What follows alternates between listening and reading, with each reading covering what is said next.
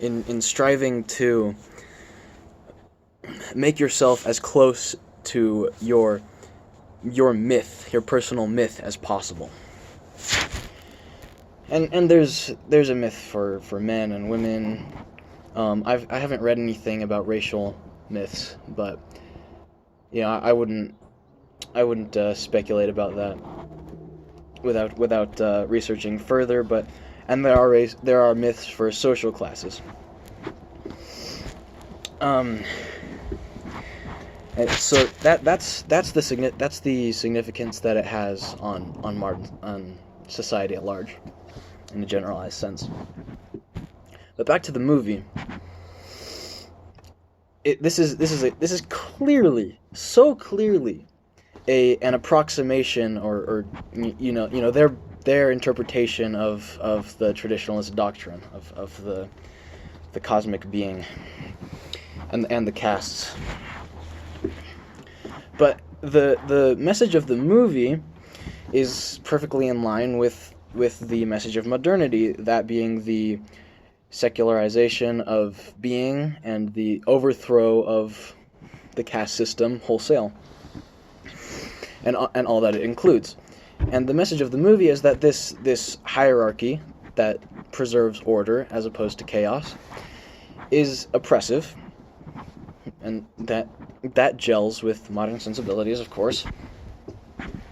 And that, furthermore, it is nothing more than a construct formulated by the ruling class, the people at the top of the caste system, to preserve their own opulence, their own well-being, at the expense of the lower caste. And there's one more scene that I've watched. They are walking through an aquarium, and they talk about the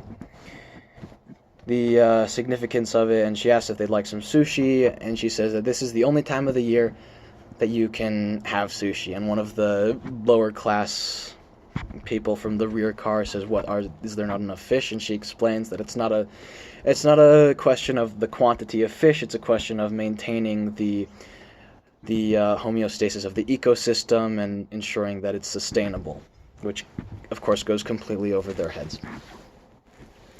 And I don't know if this is some subtle messaging, like maybe there is a underlying message that's more in line with traditionalism, or maybe it's just some sort of Freudian slip. I'm not sure, but it's clear that once these people get what they want, the aquarium, this beautiful crystallization of the social order that exists on this train, the Snowpiercer, will not survive this revolution. Of course not. But anyway, as they're eating their sushi, the main guy, Chris Evans' character, pulls out this protein bar, I think they call it, and he says, "No, you don't get to eat this sushi. You eat this." And the protein bars, I guess, are made of cockroaches. I guess I've seen a lot more of this movie than I've seen several clips, because I looked more into it after I encountered the first clip. He tosses with this protein bar, and it's made out of ground up cockroaches for maximum efficiency, I guess. And he gives it to her and says, "You eat this. You know what's in there." And she eats it. But this is entirely symbolic. It's incredibly propagandistic, because in a generalized sense, it represents the rise of the masses overthrowing the oppressive taskmasters.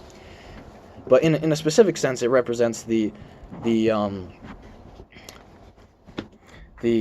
facade of the caste system, the grand delusion being thrown off.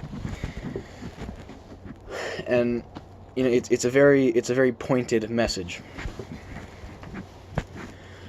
So yeah, I thought that was very interesting, because the generalized message of throwing off the shackles of unjust power is present everywhere. It's pervasive in our society. But this was very specific and clearly targeted at it, traditionalism as a philosophical system. So I thought I would address it. Of course it's patently ridiculous to anyone who understands these things on a deep level.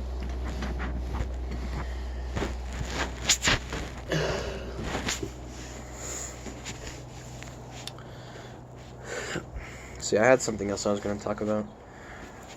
Oh yeah, I